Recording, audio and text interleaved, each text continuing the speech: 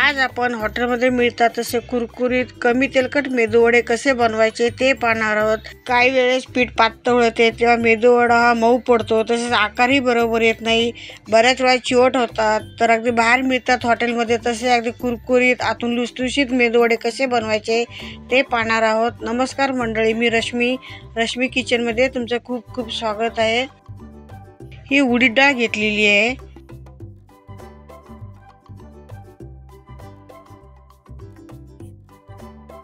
ही एकूण मी पाऊण किलो उडीद डाळ घेतलेली आहे। तुम्ही अगदी 1 कप भर घेतली तरी चालेल। आता ही उडीद डाळ आपण 2-3 पाण्याने स्वच्छ अशी धुवून घ्यायची आहे। तुम्ही उडीद डाळ गोटा मिळते ती घेतली तरी चालेल। ही आपली साधी मिळते ती मी घेतलेली आहे। स्वच्छ धुवून झालेली आहे। त्याच्यामध्ये पाणी टाकते मी, एकदम स्वच्छ पाणी झालेलं आहे आपलं। आपली 4 बोटे असे उडतील एवढे डाळीचं पाणी टाकून घ्यायचं, म्हणजे डाळीच्या दुप्पट, आणि 5 तासासाठी झाकून ठेवून देते। त्याच्यामध्ये थोडी मी 1 चमचा मेथी टाकून घेते। आपली डाळ तिकडे भिजते तर इकडे आपण चटणीची तयारी करून घेऊया। ही 1 वाटी मी डाळ्या घेते, पंढरपुरी डाळ। ह्याच्यामध्ये ओलं खोबरं घेतलेले 1 वाटी, आणि तुम्हाला जसं तिखट हवं असेल तशी मिरच्या, हे तो आलं आणि लसूण, चवीप्रमाणे मीठ टाकून घ्यायचं। आणि ह्याच्यामध्ये मी आमचूर पावडर टाकून घेतलेली आहे, लिंबू टाकले तरी चालेल, थोडीशी साखर टाकलेली आहे, आणि हा कढीपत्त्याची पान, आणि त्याच्यामध्ये थोडासा बर्फ टाकून घ्यायचा, म्हणजे आपलं कसं मिक्सरला भांडं गरम पण होत नाही आणि चटणी पण चांगली वाटून होते। ही आपली चटणी आता वाटून झालेली आहे। त्याच्यात थोडंसं असं पाणी टाकून घेते अजून मी, आणि परत एकदा मिक्सरला लावून घेते। ही आपली एकदा चटणी एकदम बारीक झालेली आहे। डाळ्या टाकले की चटणीला घट्टपणा येतो आणि चवीलाही खूप छान लागते। आपली चटणी तयार झालेली आहे। आता ही आपली डाळ भिजलेली का ती पाहूया। डाळ आपली चांगली भिजलेली आहे। ही आता काढून घेते मी, मिक्सरच्या भांड्यामध्ये टाकून घ्यायची। ही डाळ थोडी थोडी वाटून घ्यायची मिक्सरच्या भांड्यामध्ये। मिरची टाकलेली आहे, थोडं आलं टाकलेलं आहे, आणि बर्फाचे तुकडे। ह्याच्यामध्ये पाणी एकदम कमी टाकायचं, म्हणजे कशी आपली डाळ जे पीठ आहे ते एकदम असं पातळ होत नाही, आणि मिक्सरला थोडी थोडी करून अशी वाटून घ्यायची। हे चांगलं तर मिक्स करून घेते।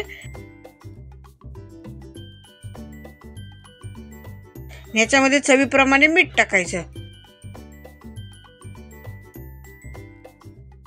आणि थोडासा बारीक चिरून कढीपत्ता टाकायचा। तुम्हाला कोथिंबीर आवडत असेल मेदूवड्यामध्ये तर कोथिंबीर टाकली तरी चालेल। आणि ह्याच्यामध्ये मी थोडंसं आपलं पीठ थोडं पातळ झालं म्हणून थोडंसं तांदळाचं पीठ टाकायचं। आता हे पाऊण किलो डाळीला मी 2 चमचे आपले पोहे खातो ते 2 चमचे मी तांदळाचं पीठ टाकलेलं आहे, आणि पीठ चांगलं असं फेटून घ्यायचं, म्हणजे पीठ चांगलं असं हलकं होतं आणि आपले मेदूवड्याचे छान कुरकुरीत होतात। ह्याच्यामध्ये थोडंसं मी सोडा टाकलेला आहे। हे सोडा टाकून चांगले फेटून घेते। हे चांगले फेटलेलं आहे। आता ह्याला मी 5 मिनटं बाजूला ठेवते, तोपर्यंत आपण चटणीला फोडणी टाकून घेऊया। ते मी तेल गरम केलेलं आहे 1 पळी, त्याच्यामध्ये राई, कढीपत्ता, 2 सुक्या मिरच्या, हे थोडंसं हिंग टाकून घेतलेलं आहे, आणि आपण ते चटणीमध्ये आता टाकून घ्यायचा वगार। चटणीमध्ये वगार टाकला की 2 मिनटं झाकण ठेवून द्यायचं। हे असं झाकण ठेवलं की त्याच्यामध्ये जो फ्लेवर येतो, स्मोकी फ्लेवर येतो, आणि चटणी खायला खूप छान लागते अशी। ही चटणी आता मिक्स करून घेतलेली आहे वगार टाकून, ती आता आपण बाजूला ठेवूया का। आता जे नवशिके असतात त्यांना हातावर असे मेदूवडे करायला जमत नाही, तर काय करायचं, एक पोलपाट किंवा असं एका चॉपर घ्यायचा, त्याच्यावर एक प्लास्टिकची पिशवी ठेवायची, त्याला असं पाणी लावायचं, आणि त्याच्यावर पीठ घ्यायचं, आणि असं गोल गोल वडा थापून घ्यायचा, आणि मध्ये असं एक होल पाडायचं। आता परत हातावर पाणी घ्यायचं, आणि हातावर असा मेदूवडा काढून घ्यायचा। आपल्या एका बाजूला तेल तापत ठेवलं होतं, तेल गरम झालेलं आहे, त्याच्यामध्ये आता मी वडे टाकून घेते। आता मेदूवडा जेव्हा आपण करतो तेव्हा तेल एकदम कडकडीत गरम करायचं नाही, नाहीतर काय होतं, वडा तर वरून कुरकुरीत होतो पण आतून कच्चा राहतो। आता हे मेदूवडे उलटे सुलटे करून तळून घ्यायचे आहेत. हे आता आपले तळून झालेले चांगले. आता हे मी काढून घेते आणि अशा पद्धतीने सर्व वडे मी करून घेतलेले आहेत. आता तुम्हाला मी वडा दाखवते किती कुरकुरीत झालेला आहे आणि तोडूनही दाखवते. आतून एकदम असा जाळीदार झालेला आहे वडा. तर काही वेळेस आपण मेदूवडे जेव्हा बनवतो तर ते मऊ पडतात. तर काय होतं, पीठ जर खूप पातळ असेल तर मेदूवडे पीठ जेव्हा आपण बनवतो त्याच्यामध्ये थोडंसं तांदळाची पिठी टाकायची. म्हणजे पिठाची पीठ आहे ते मेदूवडे आहेत ते असे कुरकुरीत होतात. दुसरी गोष्ट म्हणजे वडे आपण जेव्हा तेलात सोडतो तेव्हा कधी कधी तेलामध्ये मेदूवडे फुटतात. तर त्याचं कारण म्हणजे काय असतं, आपण एकतर मंद गॅसवर जर मेदूवडे तळले तर डाळीमध्ये कसं पाण्याचा अंश असतो.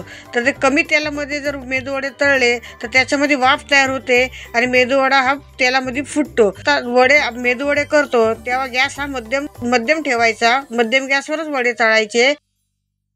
आणि आपण जेव्हा वडे तेलामध्ये सोडतो तेव्हा ते तेल गॅस हा कमी करायचा आणि वडे सोडून झाले की गॅस हा मध्यम आचेवर ठेवायचा. म्हणजे आपले वडे कुरकुरीत असे आतून कच्चे न राहणारे वडे तयार होतात. अगदी कुरकुरीत मस्त खुसखुशीत आपले वडे तयार होतात. तुम्हाला माझी मेदूवड्याची छोटीशी रेसिपी कशी वाटली ते कमेंटमध्ये सांगा. आणि माझी रेसिपी आवडली असेल तर चॅनल लाईक करा, शेअर करा, सबस्क्राईब करा. धन्यवाद. जय श्री कृष्ण.